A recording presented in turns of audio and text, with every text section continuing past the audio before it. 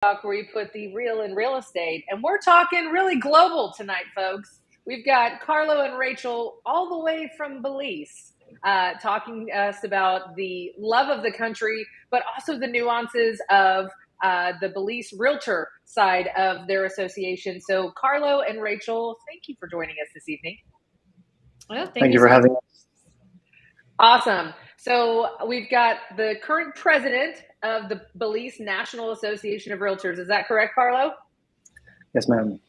Awesome. And then Rachel Jensen is a current board member as well on the board with Carlo. So let's kind of start tipping our toes into the fact that I thought it was so neat when I met you in DC when we were at our national legislative meetings.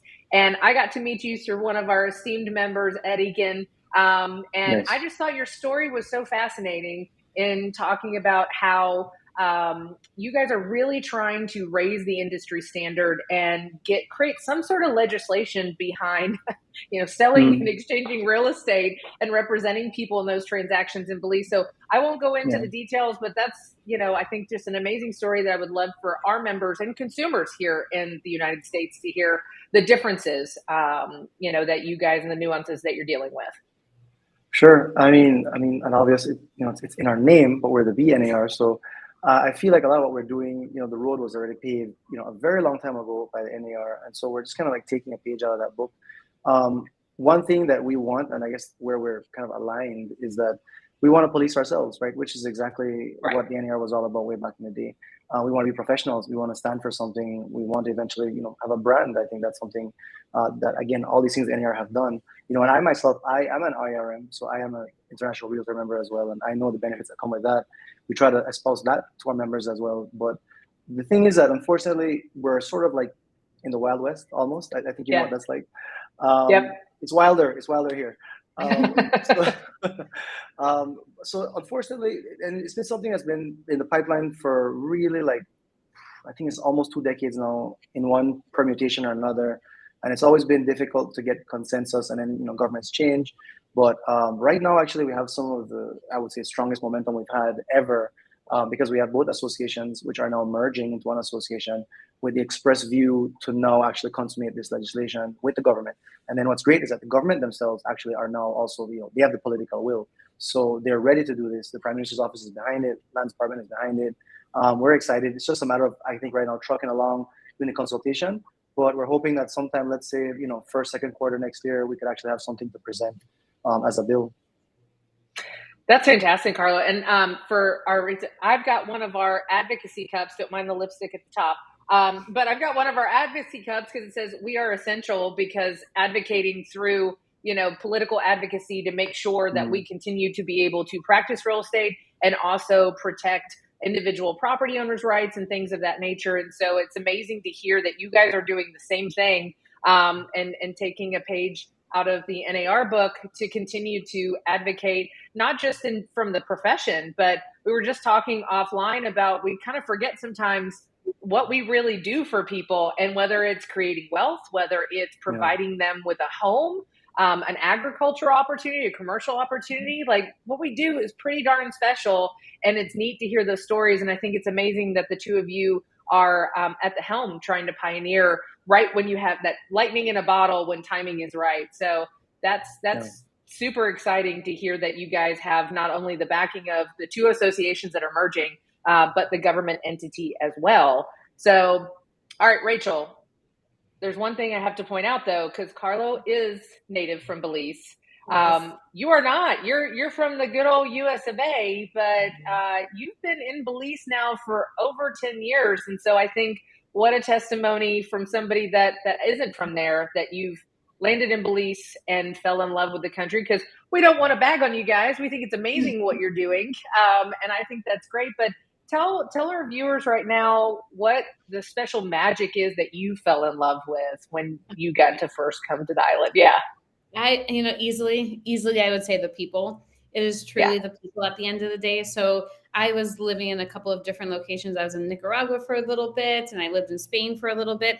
And I was working with this development company that had properties all throughout Latin America. So I really could choose where it is that I wanted to live. And ultimately I kept coming back to Belize, and maybe it was for work. And I'm like, I'll just stay another week. I'll stay another week longer, another week. And then all of a sudden I'm like, making plans with these friends that I met when I'm coming back in a couple of weeks to go, snorkeling or fishing or whatever it is. And there was just really this connection that I found here with the people that I did not find when I was living in some other parts of the world.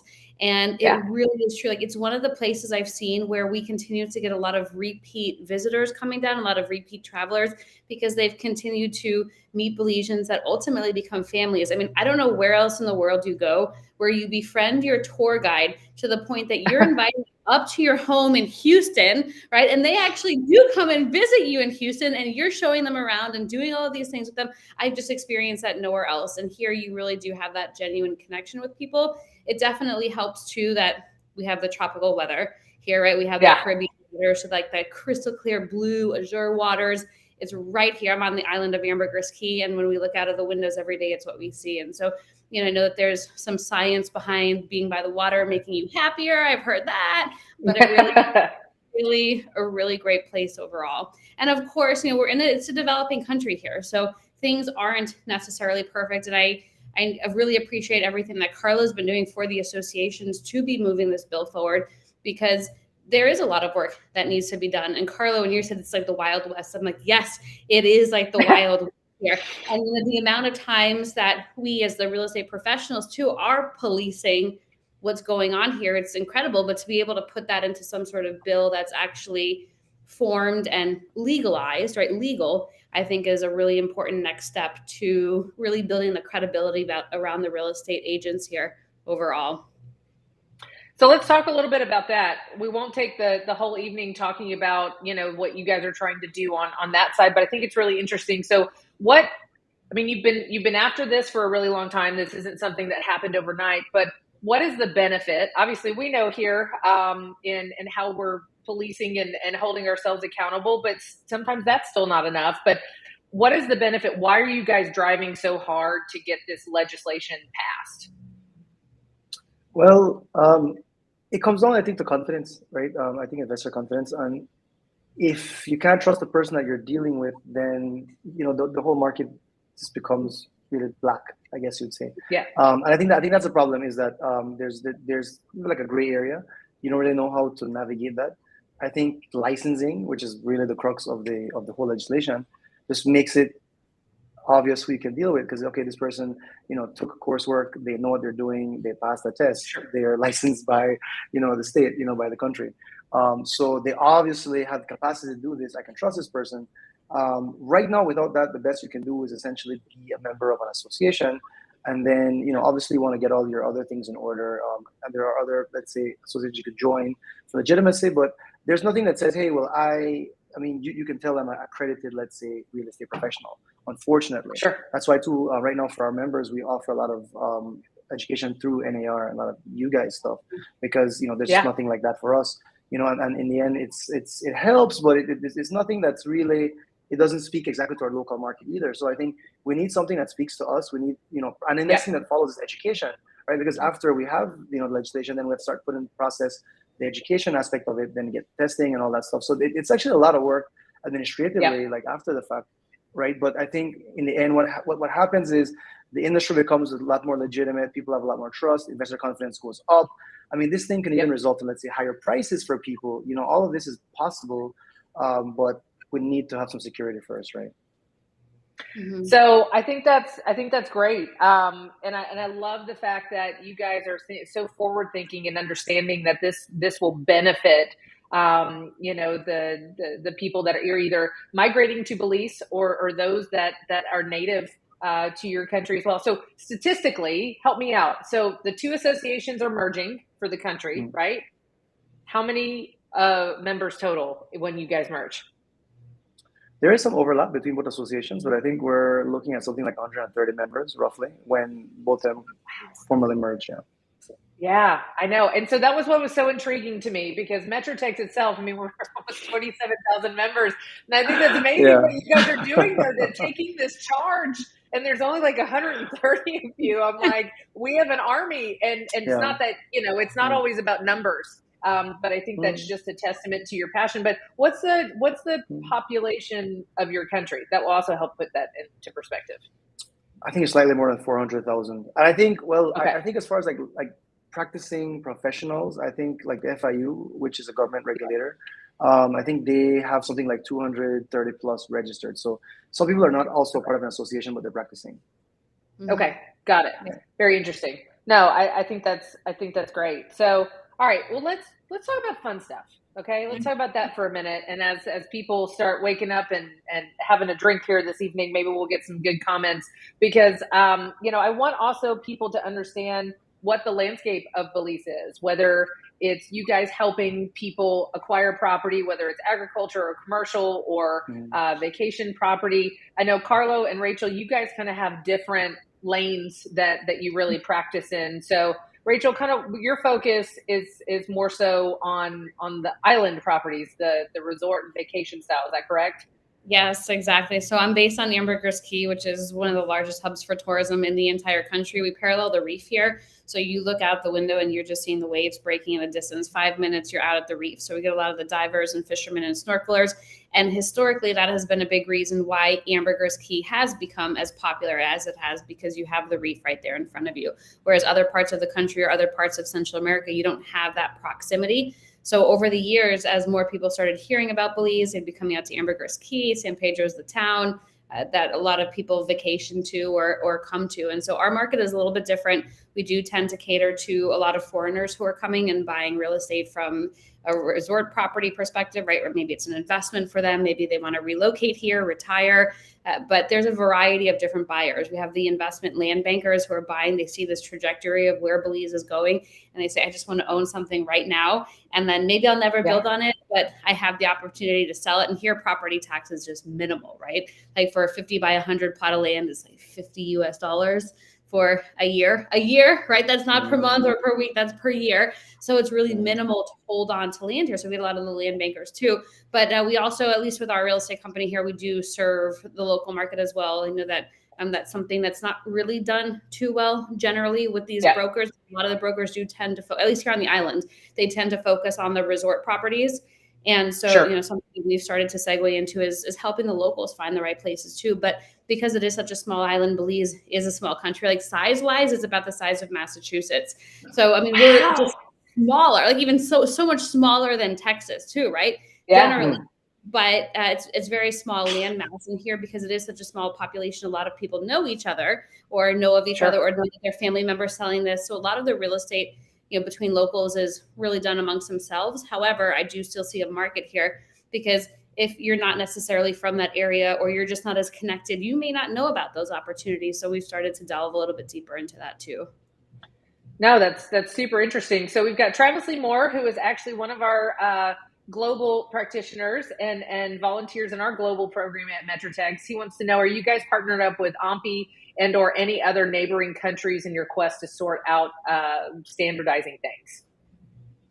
We actually have a bilateral with the NAR. I think the NAR was always I would say like our big brother. I mean, they helped us sort out a lot of things early on. At this point, as far as like standardization of like legislation, we have had various consultants, legal consultants. At this point, there is like a version that is available, but it still requires a lot of consultation and it requires a bit of change just because there's a bit competing views on certain things in legislation, such as developers, just to give you an idea. So there's some stuff that has to be worked through, but we're all committed to doing that. And that's all that's left, I think, is just us, being open to each other. No, I think that's fantastic. All right, Carlo, I'm going to throw something at you because I think you can handle it. But what about, got it. What about the people that say, is it safe? I have concerns and everything else as far as the safety and whether it's visiting or owning property in Belize itself. So can you give us a little bit of context on that?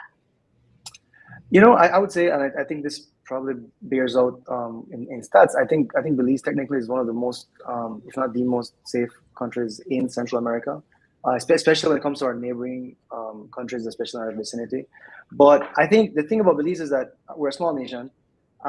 There's a small capital of crime, which is essentially where I live in Belize City, and it's not that bad. But even within Belize City, it's kind of in like this one kind of like what they call the South Side. It's called the South Side. But I mean, it's really gang warfare. So it doesn't really affect, let's say, typical people who come to invest and enjoy themselves. And there is generally a respect for tourists and foreigners because we do understand that it has nothing to do with us. You know what I mean? So again, if you're not in Belize City, you're safe. And even if you're in Belize City, you're probably safe.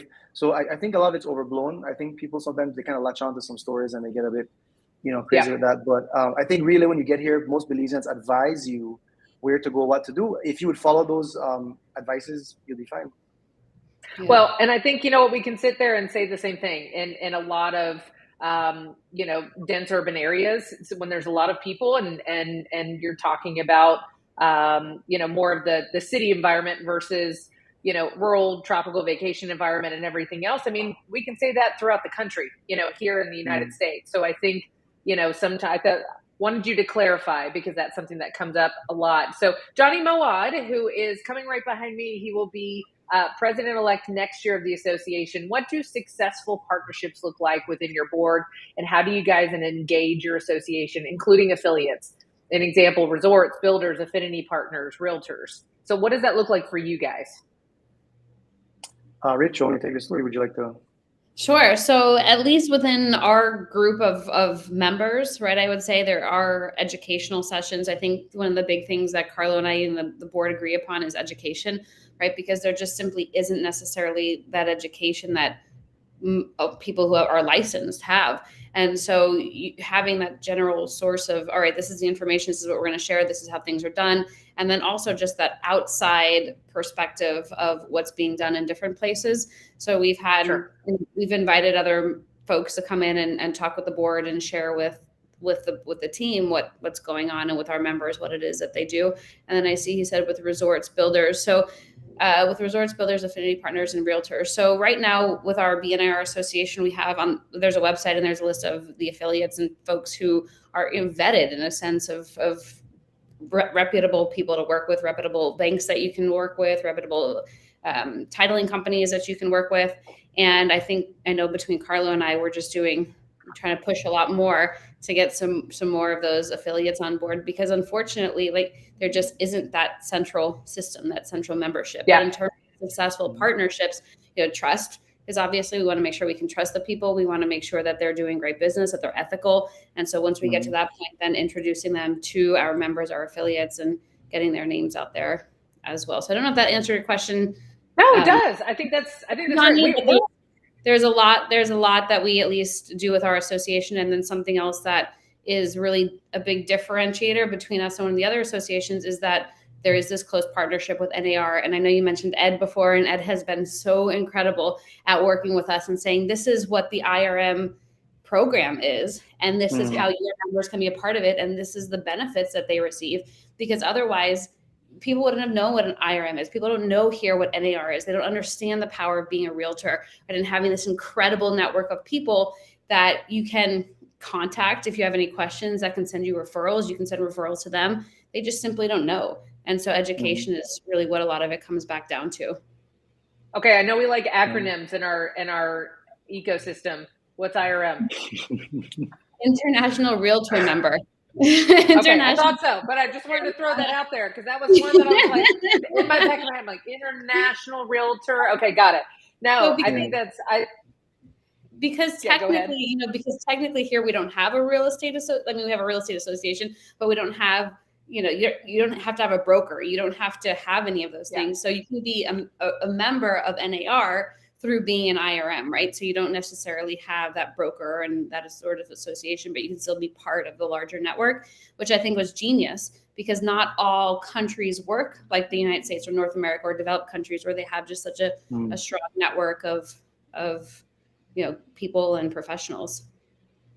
No, I think that's amazing. And I appreciate that, because I'm learning something and I'm going into, volunteer leadership here. And I think it's just so amazing what you guys are doing. It's truly groundbreaking, and you're setting the pathway and paving that for generations to come to be able to invest and live and prosper in Belize. And, that's why we're here. I don't do this every other week just because I like to look at myself. In fact, I had to really get over that, because I don't know about you, I still don't like the way I sound. So we do those things but it's important to get this type of messaging out and make sure that, and it's approachable and for people to consume this information. And I just, I applaud you both for being servant leaders in Belize and in the industry and being so passionate about that. And so, there's a lot of different type of tropical investment opportunities, whether it's Central America, Mexico proper, any areas like that. But why Belize is kind of taking off a little bit, because there's a lot of, let's go from the investment side. There's a lot of vacation investment opportunity that we're seeing, as far as the second home market. But why is Belize popping? Rachel, I think you touched on this the other day, because if you can't get to Belize, then it doesn't, or any other country, it doesn't matter. So what's going on there that is making you guys so popular? So, I think historically Belize has just been so overshadowed by Mexico, right? I can tell you the first time I came down here, I had no idea where I was being sent. I came here for work and I'm like, oh, do you want to go to Belize? We're starting up our operations. We need some assistance down there. And I'm like, and at that point, I had no obligations. I was like, yeah, sure. Perfect. Belize. And then afterwards, I'm looking up online, where's Belize? You're looking at the images to see the pictures. Like, is this a place that I think I'm going to like? And I saw the beautiful tropical climate. The waters, like, it just looked stunning from the pictures, looks even better in person, but I'd never heard of it before. And I told my family and friends I was going, and they're like, oh yeah, cool. Be safe. Hopefully it's safe. And then, now fast forward 10, 11 years, and I have friends and family who are being like, when can we come down? We're so excited. Oh, Belize. Now more and more people are hearing about Belize. But what's happened over the last 10, 11 years is a few things. One of them is the Belize Tourism Board has put a lot of resources into raising awareness about Belize, because we are right there next to Mexico. So everyone's heard of Cancun, everyone's heard of Playa, everyone's heard of Tulum, but then all of a sudden you say Belize, oh, it's, right there along a very similar coastline. You have the Caribbean, and like, oh, I just never heard of it before. So Belize Tourism Board injecting a lot of capital into their marketing, I think, has been huge. And then in addition to that, as more people are learning about the country, getting interested in the country, now the airlines start to follow, right? So in 2016, 17, Southwest started flying, and we refer to it like the Southwest effect, because Southwest at that point was significantly cheaper than the traditional United, American, and Delta, which were really the three primary airlines that were coming down. So with the Southwest effect, now all of a sudden you started to have bigger groups of people coming. You had families coming, right? People would take their kids when they were on summer break and bring them down here, and it could be an affordable family vacation for 4 or whatnot. And as that momentum continued, then we start to see Frontier Airlines, JetBlue is starting to fly down from where are they coming down? From New York City. It's the first time that any airline is coming direct from JFK. And then in addition, they're coming direct from Baltimore starting the end of this year. JetBlue has never flown here before, so now we're opening these 2 really big markets on the East Coast. And then also throughout the last few years, we've opened up more direct flights coming into the country from North America. So now people are like, oh, Belize, it's entering the radar. I think we're not at that point of the country plateauing, right? Like you look at Costa Rica, which has been around for the last 30, 40 years in the tourism market, even Cancun, like it's kind of plateaued there. We're still at this early enough point where we don't have tons of direct flights coming. We don't have European direct flights coming. But imagine when we do, how many more people are going to be knowing about the country? How many more people are going to be coming? And that's why, to Carlo's point, getting this association, really legalized in a sense, is so critical, because we need to be able to protect the industry here, right? As more and more people are coming down, we want to protect the investors. We want to protect the buyers. We want to protect the landowners. And that's really not possible in a place that is considered the Wild West. So getting all of this in place is so important as we continue to get that increase of tourism that's coming into the country. So we've seen it just really explode, and tons of development that's going in. With the development, there's also been a lot of improvement in infrastructure. Where we are, like, you have to remember, and I mentioned this before, but Belize is a developing country. So if you're used to going to Aruba or Bahamas or Bermuda, like, this is not that. That's developed, it's roads, great infrastructure. And here we're still getting that sorted. But as more development comes in, there are roads that are getting paved. I just drove on one of the streets in one of the local neighborhoods today that is paved for the very, very first time. Where previously, when it was rainy season and there were big divots and holes in the streets, people would be up to their knees in water because it wasn't paved and they had to get to work.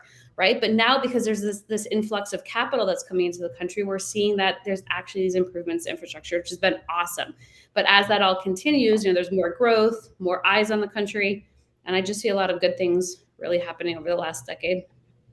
No, that's amazing, Rachel. It's almost like you were reading the minds of our comments at the same time. And so Johnny wants to know, what are the main differences in property ownership regulations between Belize and the United States, and how does the process of buying and selling property in Belize compare to that process? So, Carlo, can you speak to that and just kind of simplifying? Because again, we also want to attract people to be excited to maybe talk to you guys, and whether it's Ed or you guys or one of our other amazing global practitioners to talk about, hey, maybe I want to look into that. So help us figure out what the major differences are between the two. So I'll make this very, very simple. There are no real differences. It's a freehold title. Belize is based on English common law, same as the US, rest of the Caribbean. I know people associate Latin America with essentially what is a Spanish system of land ownership. And so, especially Mexico, they think of Mexico and they realize that, okay, Mexico, it's a bit cagey to own land in Mexico. It is not that way in Belize at all. It's totally freehold. You could buy land, on the secondary market or from the government, although we don't recommend buying from the government. But there's a big secondary market out there. And then we just recommend using an agent. Usually if you use an agent, they take care of everything. Typically, I think Rachel touched on this the other day, it's usually cash buys. So if you're a foreigner coming to Belize, financing, not something you want to waste time with. At best, you get 50%. And I know to Americans that sounds ridiculous. So you might as well just buy cash. But it is a cash market anyway. So people come in, they have their money, they have their savings, they buy. And also, I'm in commercial, so people have, they already have their financing usually, but that's more local. But I would say if you're coming to Belize, the only thing you have to worry about is having a good agent and having your funds in place. Other than that, the process is pretty straightforward. There is one thing that sometimes your title can take pretty long to actually come out of the department. But that doesn't mean that something's wrong. It just means that they're extremely slow, and they've always been slow. But in the process, your title has an instrument number, and you can follow it, and you can track it, you can check up on it. So it's all very transparent. Rule of law, we respect it. So, Belize is a super safe jurisdiction to invest in. Yep. And I do want to just Rachel.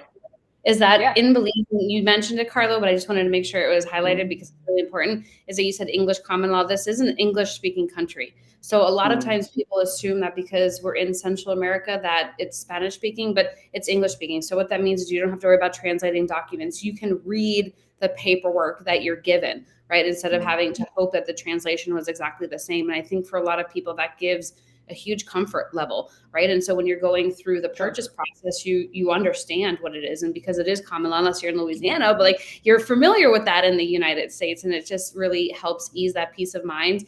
And you mentioned, Carlo, the freehold title as well, which I think a lot of these folks here are real estate people, so they get it. It's your land. It's not a lease, right? It's your land. You get title to it. You can title in your personal name, title in a corporation, a local company, however it is. You put it in your trust if you want, but it's yours. Sure. And so unless you want to sell it, right, then it is yours. So you got to pay your property taxes, right? Make sure you're paying those minimal property taxes, but it will remain yours.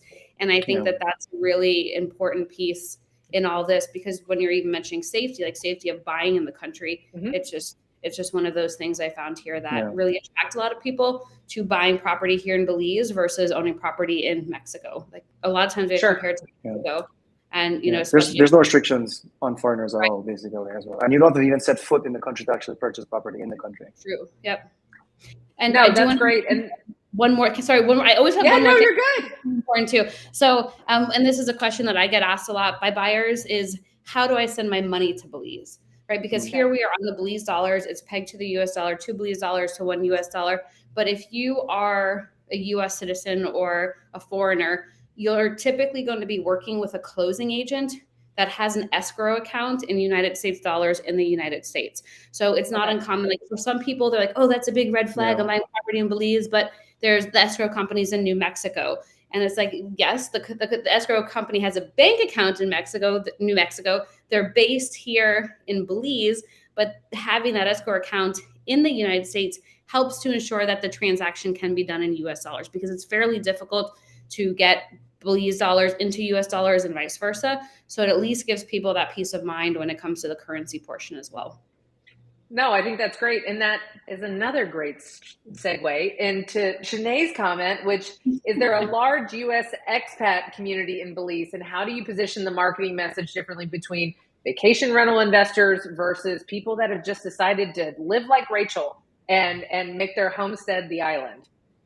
Yes. So we do have a lot of expats here on the island. And so on the island here, and I keep saying the island, but it's called Ambergris Key, and this is the #1 place for tourism, but it's also the largest expat population that we have here. And so because it is such a big spot for tourism and a big hub for tourism, and there is more infrastructure that tends to go in here, there are more restaurants here than you'd see in one small area compared to any other part in the world, or any other part of the country. So you do tend to have a lot of the expats who are coming to live here as well, because they have access to these amenities that you don't necessarily have in other places. Like we have 3 or 4 pickleball courts here on the island. Pickleball's huge, right? I love pickleball. Yes. People love pickleball. You have expats love pickleball. Tourists love pickleball, right? A lot of people love pickleball. But then you go to the mainland, and I don't know, Carlo, you might know of some pickleball courts out there, but it's a little bit harder to find because they're not necessarily, right there, because there's not a huge expat population to really support that. So we do tend to have a larger variety of restaurants here. We have a larger number of restaurants here. And from that lifestyle perspective, people like that. People like that convenience because they're serving the tourism market, but there's also the expat market that's being served too. And the one thing that I absolutely love about this country, and when you were asking me before about what really drew me in, yes, it's the people, but it's the fact that everyone is coexisting and mingling together, right? So you might have the local taco shop, right down the street, and it's this little shack, but I can tell you the people who are there are going to be expats, there'll be locals, there'll be residents. It's just a large variety. And so we don't typically have that sort of segregation that you have when you're looking in other tourism markets like Punta Cana, for example, right? Everyone's behind an enclosed wall and they tell you not to go out on the beach. Here it's like, no, you're coexisting with everyone. You're eating at the same places. You're going to the same places. And I think that has a real value for both expats and tourists, and then also for the locals as well. It's just a really good symbiotic relationship. Yeah. Also, there's a pretty big expat community in Cayo I wanted to mention too, Rachel. Yes. There's like inland too. There's also in Corozal as well. So there are various places where they kind of go and it gets pretty big, and they have a pretty big influence on, like you said, like the kind of food experience that you can have. Like San Ignacio is pretty American, I would say. Huge. Yep. And each of the places. Sorry, I know we could just go, but I just no, I know you're excited. You're excited. I love it. With each of the places, even that Carlo was mentioning on the mainland, like it's a small country, but each expat area is different, right? It has a different feel. Here we're on the island, so if you're not really an island person, if you like more of the rivers and you like more of the jungles, well then Cayo, San Ignacio that Carlo was mentioning is perfect for that kind of person where there is an expat community. If you want a little bit more quieter, not as many tourists, then Corozal or Placencia could be a good spot. So there are a lot of hot spots here, and it just depends on what the client is looking for.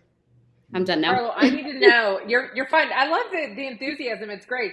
Carlo, can we get you into pickleball? That's what I'm questioning right now. I don't see why not. Sure, bring the pickles and the balls. Okay, I'm telling you, Are you familiar with the sport?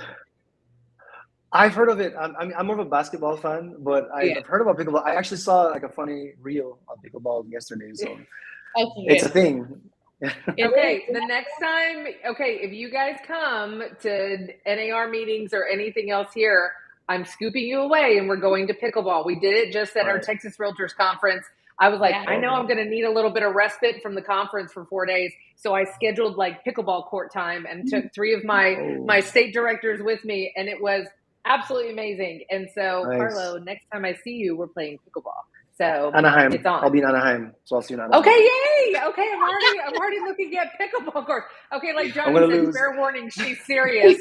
I'm gonna lose. I'm gonna lose real bad. No, it's great. And no, you come here and practice, Carlo. Let me know when you're on the island, and we'll go practice on the courts. All right. Okay, you go practice with Rachel, and then you come to me in Anaheim. So it'll be amazing. So I gotta highlight what Sherry Fearbacher said, who is also my mother.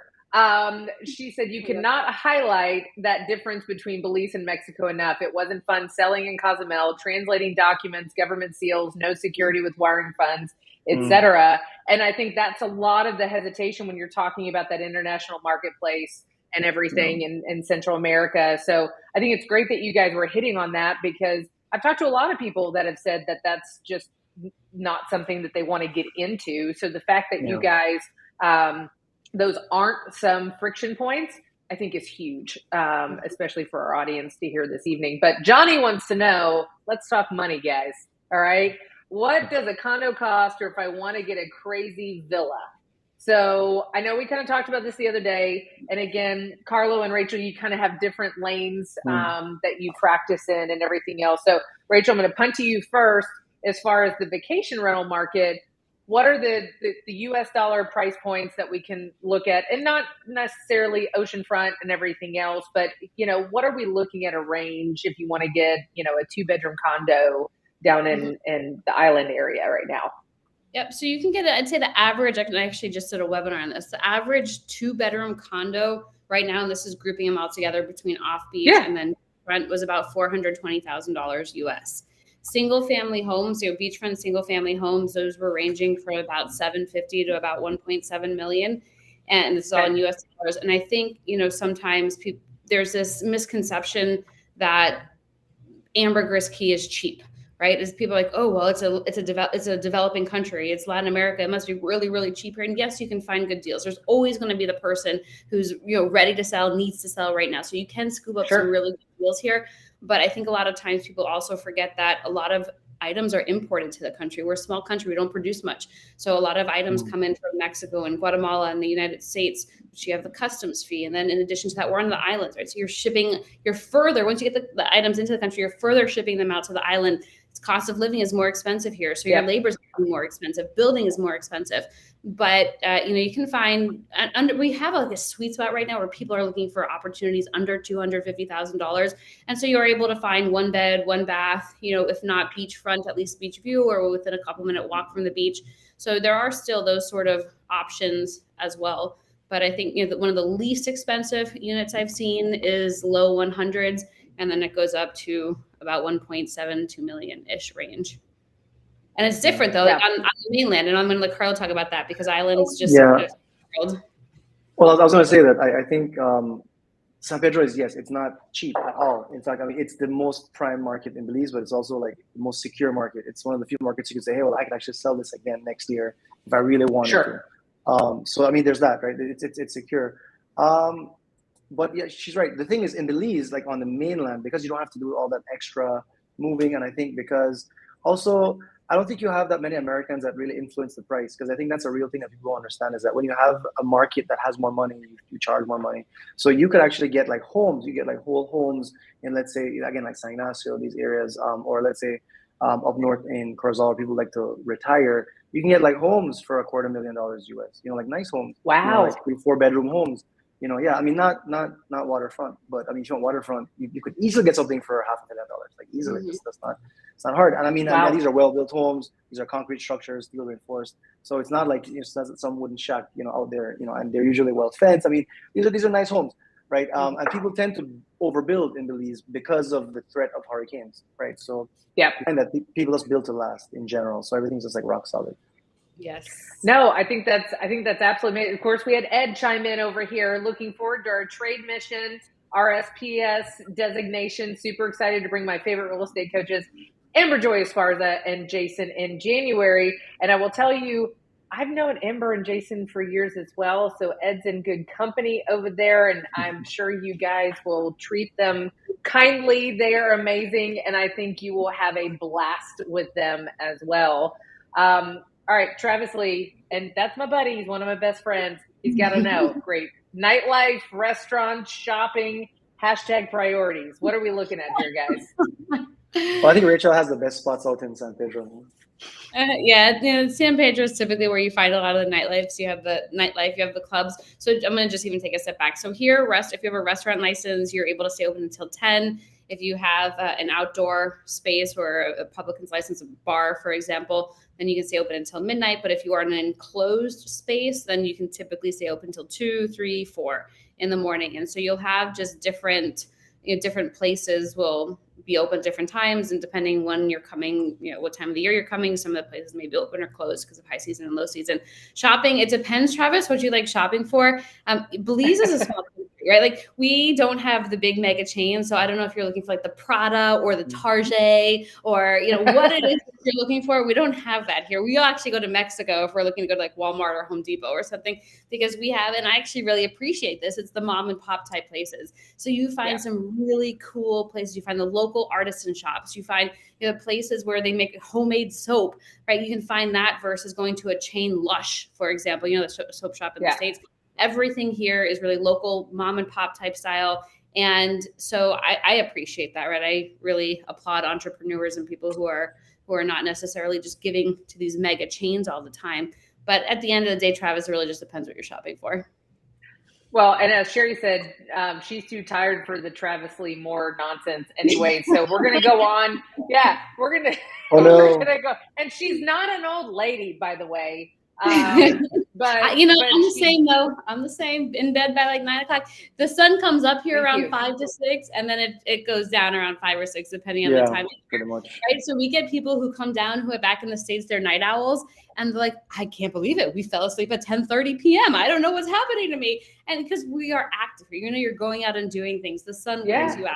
But Travis, there are many places for you to experience and enjoy when you come down. See, and it's like they're having their own. Yeah, go ahead. Oh, no, sorry. I was just going to say, because we were talking about the restaurants too. I was going to say, Belizean food is like some of the best in the whole world, much less the region. So you're in for a treat, like at any stop. It could be San Pedro, it could be inland, anywhere. There's always great food. It's Belizean. It's heavily Western, obviously influenced, but there's a lot of like local ingredients that go into it, and it's excellent. Try anything corn. It's great. Anything corn. As a gringa, be careful because there tends to be spice. Yeah, that's true. So just make sure you say no pepper, or just make sure that you're getting something without that spice. And they'll just bring you hot sauce or a little like jalapenos, and you just pour it on, right, Carlo? It's so funny. Yeah. People get very zealous with their pepper, for sure. Yeah. No, I can't do that. Unfortunately, as my husband says, he's like, I didn't realize I was marrying a 70-year-old man with, high indigestion. I know. So it's so bad. It's horrific, but I'm sure I could, as Travis Lee, I have no doubt we can adapt. We'd probably figure it out. Okay. But Sherry also wants to know, as we were talking about some different holistic approaches and everything else in medicine, but we still have to talk about healthcare. So what's the healthcare like in Belize? At the moment, I think Belize City probably has the best healthcare. There's pretty good healthcare now too in Dauphin, and I think in Dangriga actually, where they have pretty good doctors. They recently broke ground, right, Rachel, at a hospital that they're just starting in San Pedro, which would be huge for medical tourism. And I think also they're breaking ground on a brand new hospital too in Belize City. They're expanding an older one, and it's apparently going to be state of the art. So I think the government, understands that medical tourism is a thing. They are investing heavily into it, and I think the private sector is following. We actually just came out of an investment summit that was actually held at San Pedro, and that's one of the things that was big there. So I think there are all these niches that we always knew that we could exploit, that other countries were getting into 10, 20 years ago, and now it's our turn. And I think now that we've seen kind of like the mistakes of the other people in the region, we're trying to do it the right way, and get people to kind of come in, and just kind of respect what we have going on, and make it sustainable. No, I think that's great. This is how fast everything goes, right? Everybody gets on like, oh gosh, I've got to sit there for an hour. We only have 15 minutes left, and we want to sit there. And I also want to talk about land banking, because that was something that we discussed the other day in our pre-show. Was that's where people are seeing. They're seeing what you guys are doing, and they're forecasting that this is the right area of the country to invest in Central America. And so let's talk about for a few minutes what land banking truly is, because maybe somebody doesn't have the amount of capital, if it's really is a cash market to invest in a $500,000 condo, but they still believe in Belize and they want to invest. So what can they do as far as acquiring land? Yes. Well, I'll let you go first, Rachel, since I know that people like the residential stuff. Land banking, I have to say, is one of the most popular ways for people to make money here in the country, right? You don't have to deal with a tenant. You don't have to deal with replacing air conditioners. You don't have to deal with a management company. It's that buy and hold method. And so there are opportunities here that are still affordable when it comes to land ownership, right? And there may not be road access there. There may not be utilities at this point, but it really depends on your timeline and what you want to spend. You know, I've had some clients that, bought a couple of years ago and were able to turn a $30,000 profit on something that they paid $65,000 for.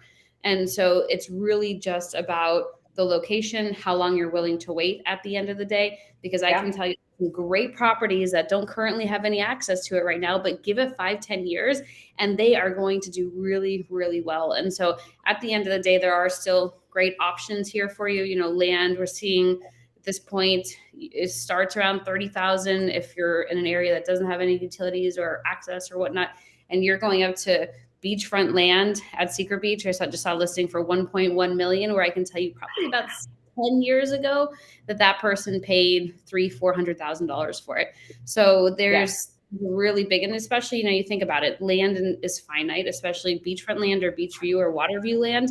And so if you do have the opportunity to, and you can find some great deals, go for that waterfront, go for the water view, because you can't replace, you truly can't replace that. And the views are worth $1 million here. So you just hold on to it. And, I joked a little bit about the property tags being $50 a year, but that's also not a joke. When we were talking earlier, the properties in Cayo, I pay a couple acres on a river, and it's 10 Belize dollars, so $5 per acre in property tax per year. So we pay $10 per year in property tax for this beautiful 2-acre land on the river. And so it's just unbelievable how low property taxes are, which helps people to be able to hold on to it for longer, right? Because you don't have this crazy bill that comes at the end of the year, and you're like, well, I'm not making any money from it right now. That part's mute because there's just such a low carry.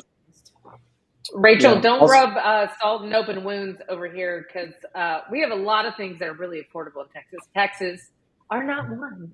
But I think that's what's great for our viewers to be able to hear, that this is a really good buy and hold, because sometimes raw land in Texas, it does become cost prohibitive because you have the carrying costs associated with it. But what I'm hearing is that the carrying costs are exceptionally mitigated. And I think that's super interesting. So Carlo, I think you had something to add, maybe not from the sexy residential side, but from the not so sexy commercial side. But well, the thing is too, again, we're talking about inland. It's already a lot more reasonable than the island, and especially San Pedro, because that is the most prime market.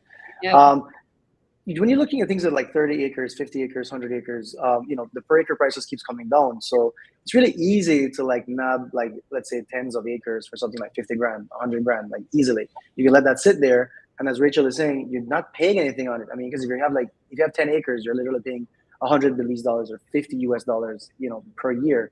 Now, if you want to take it further, one big opportunity that Belize has that no one seems to want to capitalize on is the fact that there are not enough house lots and homes that are made for middle-class Belizeans. We're talking about people who live here. There's just not that. There's developers are not making homes, and they're not subdividing property for those people who can go to the bank and get their loans, who have double income. They have a certain amount they can borrow. They just don't have anything that they can spend it on, right? So if you can go out there, you could get your 20, 30, 40, 50 acres, subdivide it into quarter-acre lots, sell those lots for let's say 25, 30 grand US dollars. They fly off the shelves. It'd be done in a year. You could do another one. You know what I mean? But it's not as sexy as let's say building the nice development or the resort, But once those things start selling, after a while, it's pure profit. Yep. Well, it's the same thing here. We need more affordable quality housing, for our residents. And there are people that are coming into Texas that are sitting here and saying, this is fantastic. I'm from the coastal areas on the West Coast, on the East Coast, and they come in here, but we still have people that are native Texans that are sitting here and saying, what about me? And it sounds like similar needs, not issues, similar needs that are needed there. So there's definitely an area of opportunity. Again, Sherry, I get this from somewhere. So my mom's coming up again. Property taxes sound amazing. But where is the money coming from for the infrastructure? Because that's how everything is driven here, is by tax base, right? So how are you creating that great infrastructure, Rachel, that you guys were talking about if your taxes are so low? So there are a few taxes. One of them is general sales tax. We call that GST here, which is 12.5%. And that is goods and services. So, I know that that's higher than the sales tax rate per state in the United States. So expect 12.5% here. There's also a 9% hotel tax. And so that's why when you're looking at areas where there is more development, you do tend to see more infrastructure there because there's more money to play with, right? There's more money to put into the roads. There's more money to put into the electricity and the water systems and all of that. And then in addition to that, closing costs, which I saw somebody was mentioning like numbers and stuff and advice, but closing costs in Belize on property is 8% for foreigners, 8% of the purchase price. And so that's one of the ways that they keep improving infrastructure too, is with this 8% stamp tax that's coming in and then putting that towards improvement. So there is a variety of methods. I know that there's a strong relationship too with the Taiwanese government. So there are some loans that are done for specific projects and whatnot that are agreed upon between both countries. But otherwise, there are other methods to collect the funds.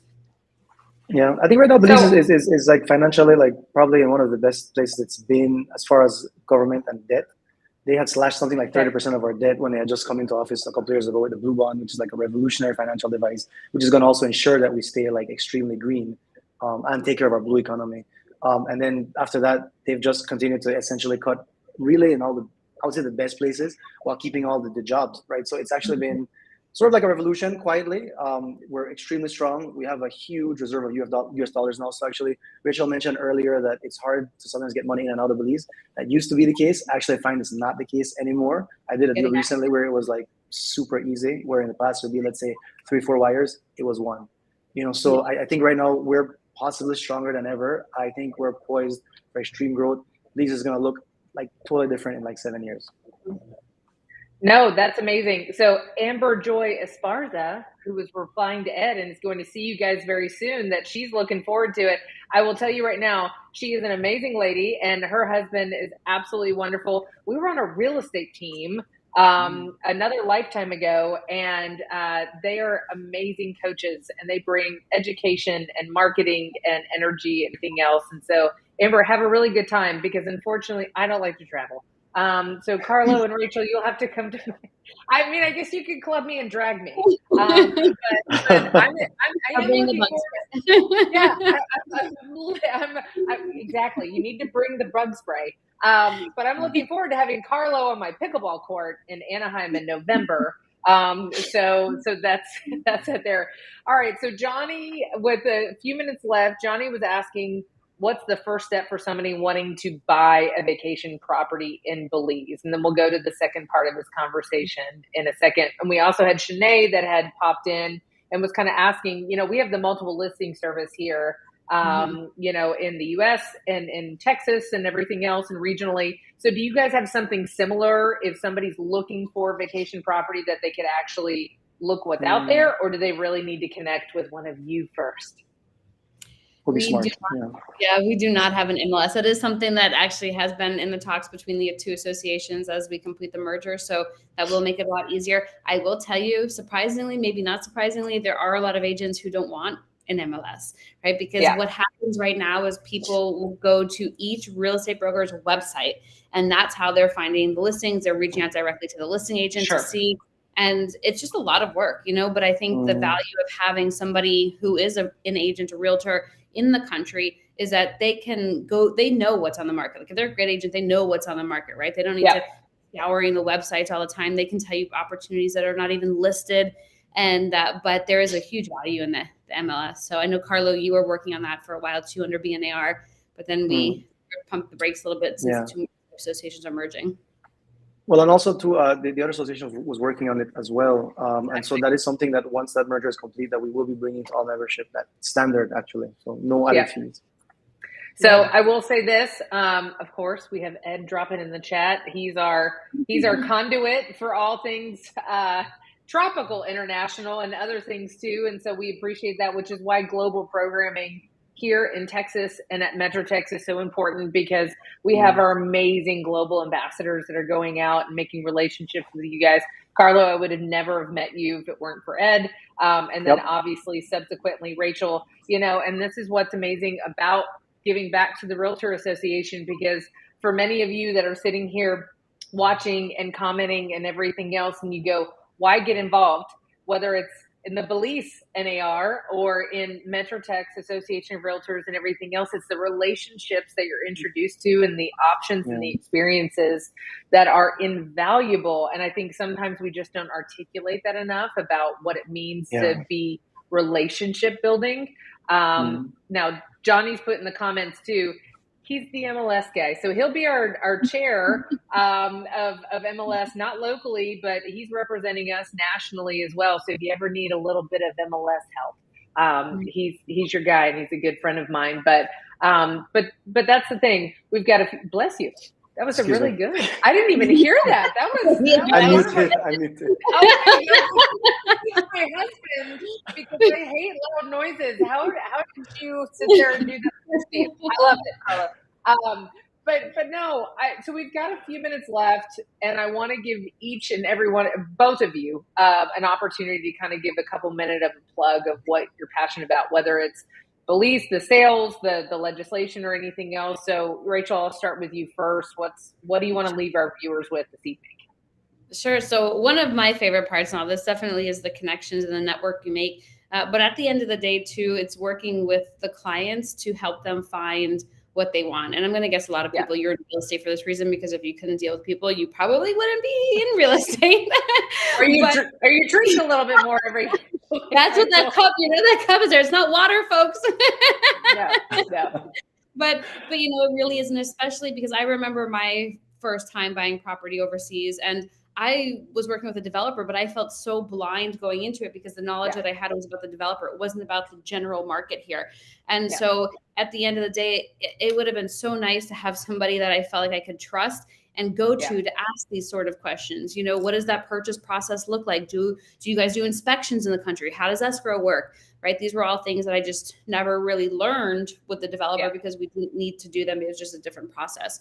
And so for me, I think, one of the best feelings in the world, and I'm going to guess y'all you've experienced this, is when you help find the perfect property for the buyer, and they are so incredibly happy. And they just, I get text messages, oh, we absolutely love it here. This is a perfect property. We're just really, really happy. And at the end of the day, that's what really makes it all worth it. And especially as, we are going through these hoops and hurdles of the legislation and making sure things are done properly. It is like banging our head against the wall over and over and over and over, because people here, and not just here, but in many places where they've done it a certain way, they don't want change. Why would we do change? Things have worked just fine before, but we know there are ways to absolutely do it better.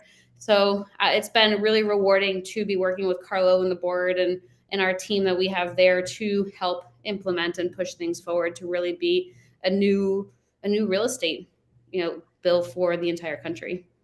Well, Rachel, and I will say this before we go to Carlo, it's not much different. We still deal with the same nuances, here, and there's a lot of people that want things to say the same way. And there's still a lot of friction in the disposition and acquiring of real estate here in the United States. And we have a lot more legislation, but it has to do with people being passionate about being advocates for the process and for the people. And I think that is huge. And so that's great to hear that on your side. So keep on advocating and doing that. And MetroTex alongside of NAR is always here to support you guys. So real quick, Edgar, yes, the live stream will live in perpetuity, and so you can pick it off at YouTube, Facebook, or LinkedIn once the live streams end. And definitely go back and listen to Rachel and Carlo, because they are absolutely amazing. So, Carlo, you have more than just 1 minute. We'll keep people on for a couple, but what are your parting words for us this evening, sir? I guess for what Rachel was saying, I guess for me, I think what I really like is progress. I think we're very close. I think as an agent, I'm more of a broker, so I'm focused on deals. I love making deals. I think that's something that really drives me. I think, as Rachel said, when someone can get what they wanted, you have both parties that are happy and they're legitimately happy and they thank you and you realize that you made a real difference in their life by, either transacting the property, either out of their hands or into their hands. That's what makes, for me, a difference. I think as president of the association, I think for me, I just really want to get this piece of legislation going for our industry and do right by the industry that I think has done, so well for me, in my professional history. And so I like to make it better, for myself going forward, but also for other people now and those coming into the industry later. And really, in the end, it only benefits the consumers, right? So I think for me, I think that's what I'm about. I think if everyone can kind of be on a level playing field, it'll be fair, right? So I think for me, my parting words would be: come to Belize, contact one of us or any of us, check website, find an agent. Honestly, too, in the days, like in the day and age of like Zillow, I think a person is more important than ever. And I think that was like one of the NAR's like brand campaigns. It wasn't like last year, it was like this year. But the idea is that like we mean something, the personal touch, because you can't go and sign to escrow and someone you never met online. That's not going to happen. You know what I mean? You want someone you can trust, who's going to make this thing happen for you, right? And I think that's who we are, right? That's who we are. Carlo, you are the man. I appreciate you hitting it home and landing that plane on the NAR campaign. But most importantly, Rachel and Carlo, we appreciate everything you're doing because you don't have to be doing that in Belize. It's very different in the United States. It's very different in Texas. It's very different in the DFW area. But you guys are championing for the future of your country and for your association and for the benefit of expats and Belizeans and everything else. And I think that's sometimes what we do is it feels thankless. But I think both of you, and I think the comments in the chat are saying the same thing. So I look forward to beating you in pickleball, Carlo.